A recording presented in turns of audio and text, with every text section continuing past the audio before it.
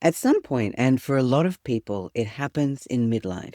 You stop and ask yourself a few questions you probably should have asked a lot earlier. Do I even know how to be in relationship? Did I ever actually learn how to be in relationship?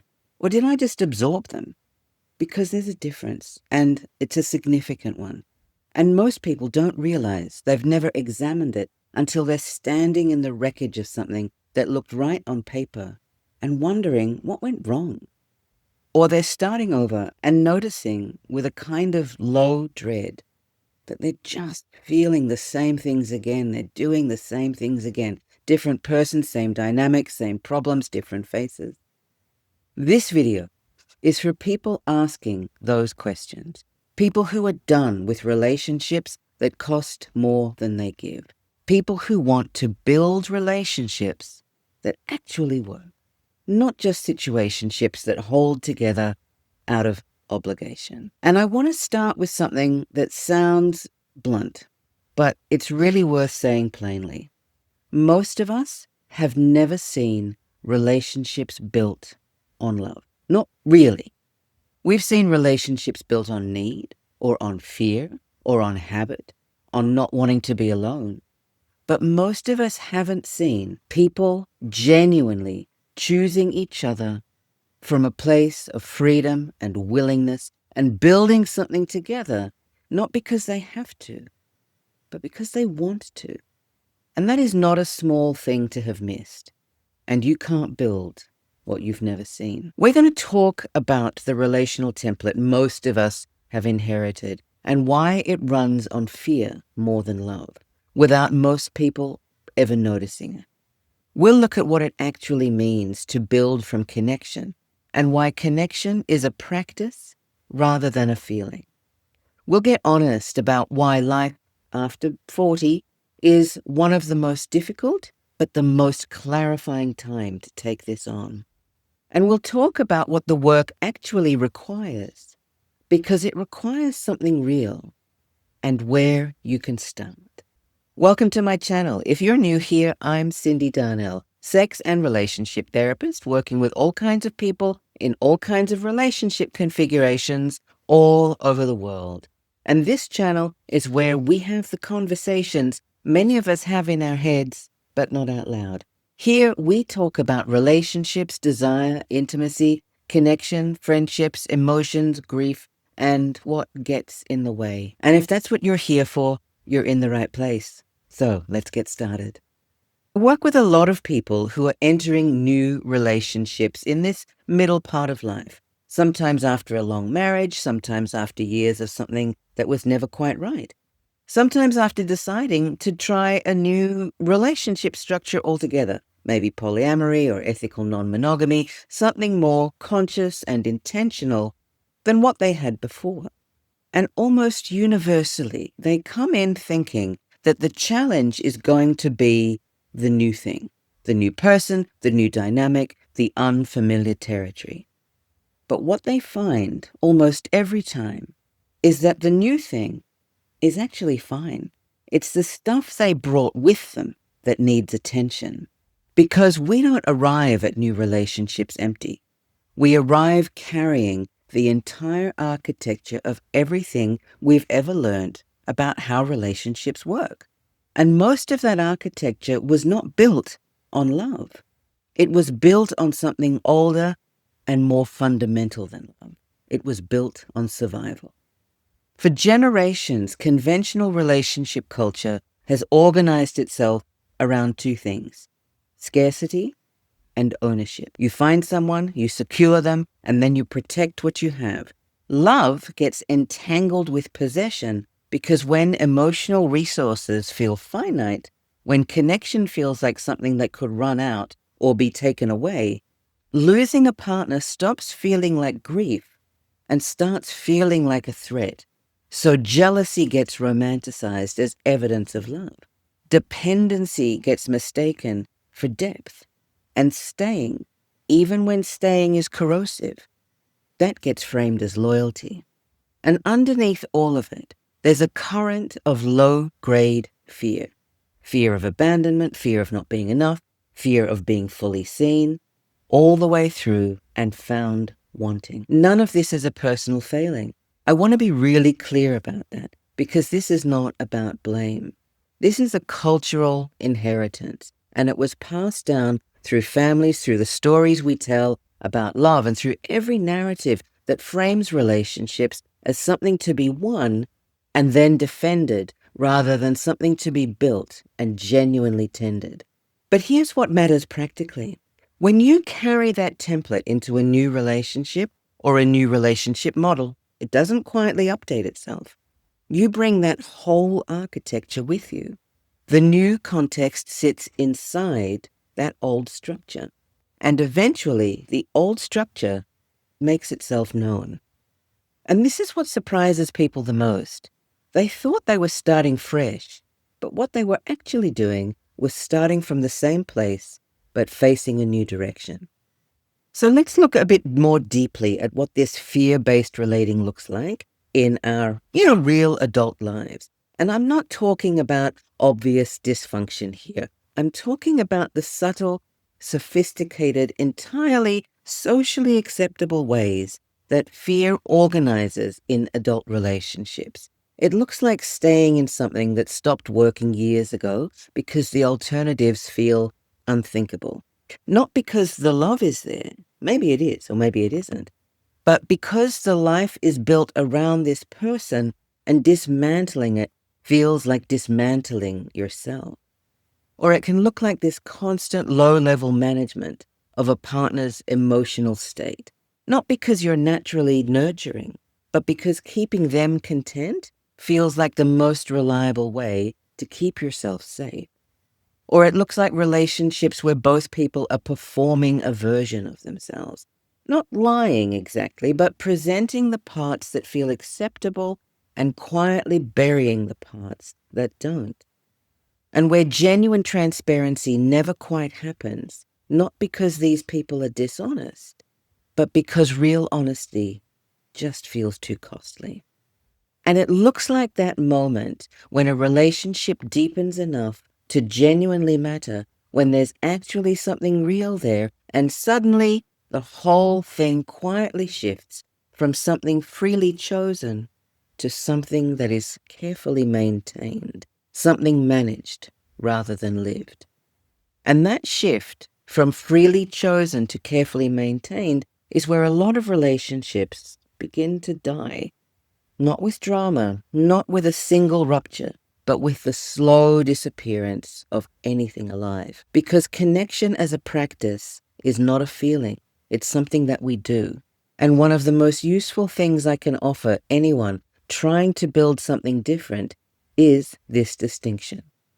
Connection is not something that happens to you. It's something you practice. It's something you do. Early romantic love feels effortless because it's largely neurochemical. The brain floods with novelty and reward, and intimacy seems to arrive without any effort at all, and it's lovely. You don't have to try to be interested in this person. You just are, and curiosity just happens, and presence just happened. And then that phase ends for everyone. And what comes after it requires something that phase does not prepare you for at all. Intention. Building genuine connection means choosing again and again to prioritize understanding over being right. It means tolerating the discomfort of actually being known, not just seen in the ways that you've decided are acceptable, rather than carefully managing how you come across. It means having the hard conversation before resentment makes it necessary, returning to curiosity about this person even when familiarity is pulling you towards assumption. Mutuality, the condition where both people feel genuinely seen, considered, and free. It doesn't emerge on its own. It has to be built, tended, and sometimes rebuilt after rupture. In relationships organized around force or self-preservation, that kind of repair rarely happens because vulnerability is too costly. Someone always has more to lose by opening up than by staying defended. And so the defended version of the relationship becomes the only version. And both people wonder privately why they feel so alone inside something they technically inside together. Now, here's something I often see in my work that I think is worth naming directly. People spend years trying to fix relationships by improving their communication, learning how to fight better, learning how to express needs more clearly, learning the language of feelings and boundaries and repair. And those things matter? Absolutely they do. But communication skills sitting on top of a fear-based foundation is like renovating a house built on sand. The work looks good from the outside, but it doesn't solve the structural problem. The structural problem is the foundation. The foundation is what we are talking about today. Now, the hard truth here is that midlife can make this harder because there's a specific difficulty that comes with arriving at midlife, wanting something more honest and realizing that almost nothing in your relational history has prepared you for it. The patterns are grooved by now. The defenses are sophisticated, so sophisticated that they don't even look like defenses anymore. They just look like your personality. They look like the way you are. And the stakes feel higher than they did at, say, 25 because you have less patience for relationships that deplete you and a little bit more grief about time. And that grief is real. And I don't want to move past that too quickly because a lot of people in midlife aren't just dealing with the challenge of building something new. They're carrying the specific pain of having spent significant time, years, and sometimes decades inside something that just was not working. And now they're being asked to do the most vulnerable thing imaginable. They're being asked to try again, differently, with full knowledge of how much that can cost. And that is not nothing. Now, let's also talk about why midlife can make relationships easier. Because midlife brings something younger versions of ourselves almost never have. In our 40s, we start to develop enough self-knowledge to actually see the patterns and not just feel them from the inside, but recognize them from a slight distance. To notice in real time that the familiar contracted feeling in a new relationship is not about this person. It's that old architecture activating in new surroundings. Enough failed experiments to know in your body, not just in your head, what doesn't work. What the slow erosion of a compromise that became resentment feels like, or what it costs to stay for the wrong reasons. And also what it costs to leave. And enough exhaustion with performance to genuinely want something real. So people who begin exploring polyamory or other forms of conscious relationship design in their 40s and 50s often describe something that really surprises them. They expected it to feel like freedom, but what it actually felt like was honesty. Not freedom from commitment, freedom from the version of themselves they had been managing in relationships for most of their adult lives. They were not running toward novelty, but they were running towards something true. And the work that nobody talks about, and I want to be straight with you here, because I think a lot of content about conscious relationships undersells what's actually involved. Because building from genuine connection rather than force or self-preservation requires you to become someone who can tolerate their own vulnerability without immediately protecting against it. And this is developmental work. This is attachment work. This is not just relationship work, and it's not just communication techniques, although those really do help, but something slower and more fundamental than any of that. And it means sitting with not knowing exactly where you stand in a relationship sometimes, and without that discomfort immediately activating every protective part of you that you have spent a lifetime building. It means caring about someone else's experience, even when it's genuinely inconvenient to do so. And it means asking for what you need, without disguising it as something more reasonable than it feels. And it also means catching yourself in the calculations you don't realize that you're running. Who needs who more? Who has the leverage? Who would be more damaged if this ended? These are the types of calculations of fear-based relating, and they happen faster than conscious thought in most people because they were learnt so early. They really do feel like instinct to a lot of us.